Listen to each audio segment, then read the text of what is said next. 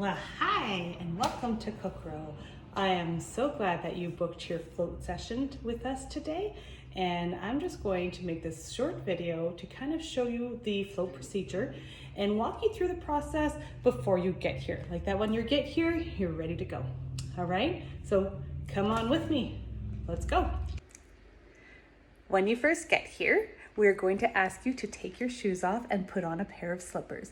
The slippers that are under the bench are clean, and when you're done, the dirty slippers go in that basket right there. Your personal items you should take with you, but any coats or bags that don't have anything that you're worried about can stay right on the hooks here. Now we take the journey down the long hallway to get to the float rooms. Don't worry, you won't have to do this part alone unless you've been here before. Somebody will walk down with you. Welcome to your float room. Unless you've gone to the washroom in the past 15 minutes or so, you're going to want to go to the washroom again before you start floating. The washroom is located right across the hall from the float tank room. Your next step will be to insert your earplugs, if you desire. These are optional. These are foam earplugs. You roll them up and place them gently right in the ear, don't shove them in there, and let them expand. This is not waterproof. If you do need waterproof earplugs, we suggest you bring your own silicone ones. You place these in dry ears before you shower. The next step is to shower. When you shower, you use the body wash only. You use that head to toe. You wash your hair and your body to get rid of any extra oils or residue that you might have before you enter the float tank. In your little goodie bag again, you have A&D ointment. A&D ointment is just like a non-petroleum based Vaseline that you can place on any nicks or cuts or sensitive areas that you need to protect from the salt. You only place a very small thin layer, and then you discard it in the garbage as provided in the room. Before you enter the float tank, you take your hand towel and you place it on the grab bar that's on the door, right there. The reason why you want this is because you don't want to get any drips on your face. So if you have an itch, you have to scratch your face, or if you start to feel any drips, you want to dry your hands before you touch your face. The water is infused with 1,100 pounds of Epsom salt. There's a lot of Epsom salt, so it will not feel good on your eyes if it does get in your eyes. That being said, if you do get the solution in your eyes, there is an eye wash station that will be labeled on the filtration box, or you can easily go into the shower, put the water on, and rinse your eyes that way. If you have not used one of these before, this is called a halo pillow. This is something that certain floaters enjoy. They place it either behind their neck like this, sometimes even lower, depending on the person, and it just helps to add additional support while you're floating. If you have never used this before, I strongly suggest placing it in the float tank to start. Now you're ready to float. When you enter the float tank, you will see there's two lights under the water line there, but there's a button right above that water line there.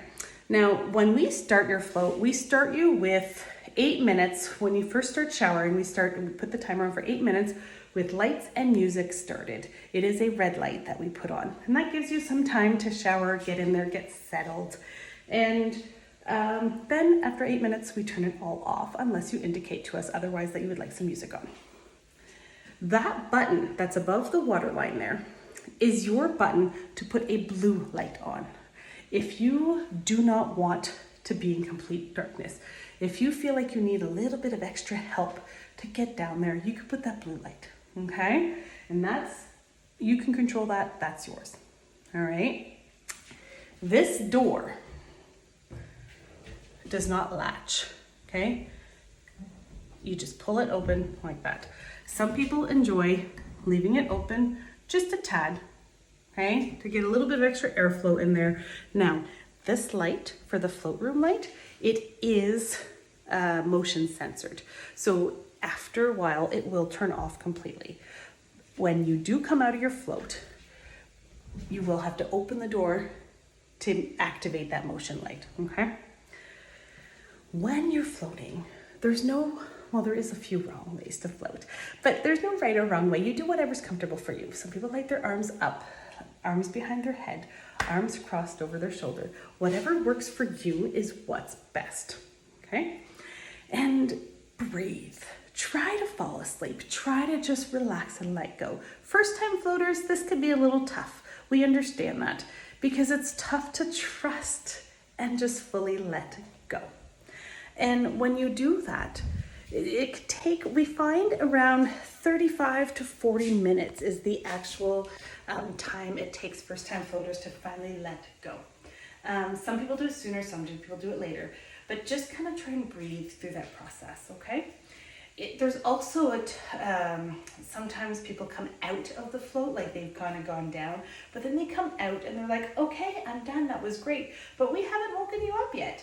So just stay in there, enjoy the hour, and relax, go back down into your float, breathe through it, and you'll find that you'll be able to calm down again and just let go and go down again. Now, we said we wake you up. How do I wake you up? I put that red light and the music back on. And that is your cue that your time is up, your hour's up. And you slowly get up and you be very careful. The floor can get slippery with the solution. The Epsom salt creates a silky solution that can kind of make things a little slipperier. We do have a grippy floor to help, but just still be mindful that it might be slippery.